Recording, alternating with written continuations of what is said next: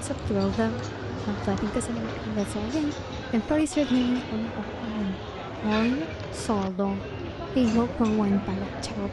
So yun, all-American food sila meron silang pizza, pasta, rice, burger, basta all-American food. So habang hinihintay ako ng order ko ng baby top ribs, hanggang Taiwan take one, para yan. Taiwan take one, so isang ako, hindi ko ubus yung dalawa. So ginawa ko, inubos ko yung kisa at pinatipid ko yung kisa at para magparang para niya. So yun, nabuksan ng sinday. So pagkatapos, nag-grocery na, nagbili na ng mga kailangan ng mga pagkitis ko yung pila, ang kisa ko, at food, everything that you want. So yun, para makabalik na ng bahay dahil nag-aalala na ako sa tatlong alaga ko.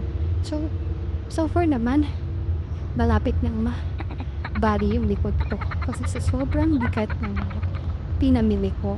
Ang hirap din pala mag-groceries, lalo na bulto-bultuhan ng pagbili mo ng chicken. So, kasi yung chicken nila is good for 1 week na grocery nga yun. I mean, 1 week nilang pagkain yun. So, ngayon, sightseeing na lang. At bumili rin ako ng pang-treat sa sarili ko sa Okad Bakery. Actually, binili ko pa yan sa Mary Mart. So, tinry ko ulit ang kanilang tinapay na yung iba, hindi ko pa kasi na-try. So, ayan, ewan ko po yun, nakalimutan ko na. So, pero in fairness, masarap yung bread nila. Para ka-level niya si bread po.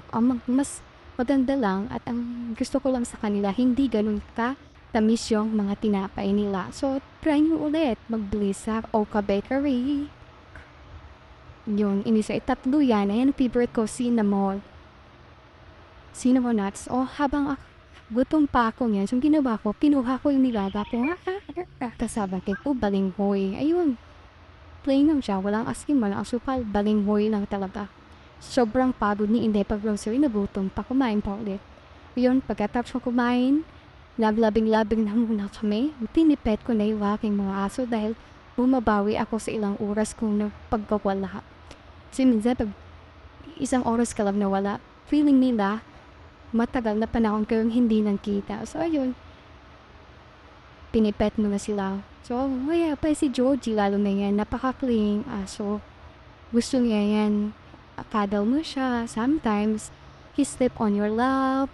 Ganon siya ka affectionate na dog. So, that's why I love my pottery. So, siguro pag nagkaroon ako na ulit ng isang aso, I'll choose Bull Terrier ulit. Although, sometimes they are dominant dogs, territorial, pero they're very affectionate dogs. So, yun, kakaroon man ulit ako ng dog, pipili ulit ako ng Bull Terrier.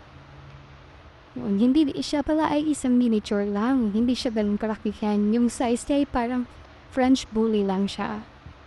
Kaya, yun yung mga kalahi niya. Na lang, siya ay English Bull Terrier.